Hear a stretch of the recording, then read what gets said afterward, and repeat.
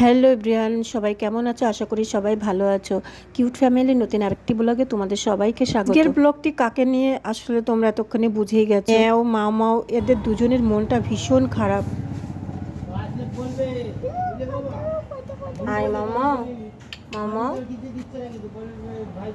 আসো। এই যে মামা, এই তো মিল্কিকে খুঁজছো মামা?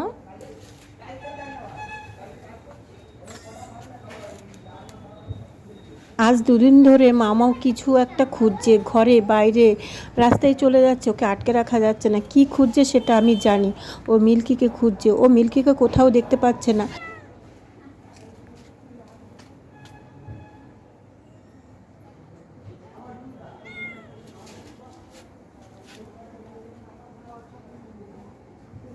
এই যে জায়গাটা দেখছো, এটা হচ্ছে আমার ঘরের বাইরে, পাঁচিল দেওয়া, এর ভেতরেই ওরা রাতে থাকতো। মিল্কি, মিল্কি, মিল্কি নেই বাবা, আসো।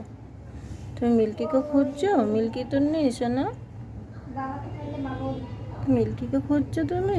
মাও একা একা একদমই থাকতে পারছে না, ও খেলার সাথে খুঁজছে। তারপর দেখো আবার ঘরে এসছে মিল্কিকে খুঁজতে, কিন্তু মামা বেবি ওকে পছন্দ করে না। এদিকে দেখো আমার আর একটা খরগোশ ওকে মারতে যাচ্ছে। মামাও ভয় পাচ্ছে, কিন্তু আমি ভয় পাচ্ছি মামাও যদি আবার খরগোশকে অ্যাটাক করে তখন কি হবে, কারণ ওদেরকে এখনো ভ্যাকসিন দেওয়া হয়নি।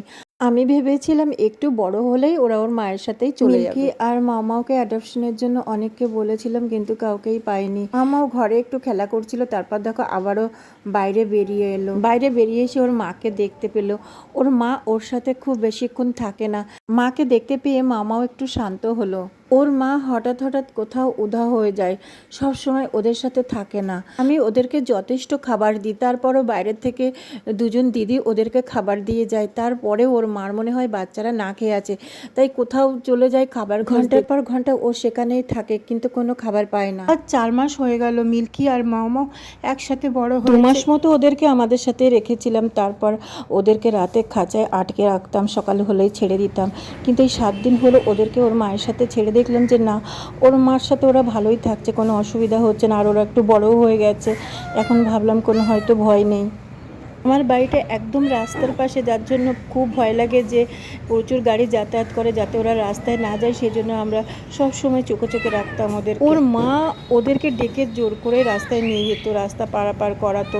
তারপরে দেখলাম রাস্তা পার হতেও শিখে গেছে, কোনো অসুবিধা নেই। প্রথমে ভেবেছিলাম গাড়িতে হয়তো চাপা পড়েছে, কিন্তু না, তারপরে জানতে পারি যে কুকুরে ওকে এইভাবে ওর জীবনটা শেষ করে দিয়েছে। আমরা মিল্কিকে একদম ভুলতে পারছি না।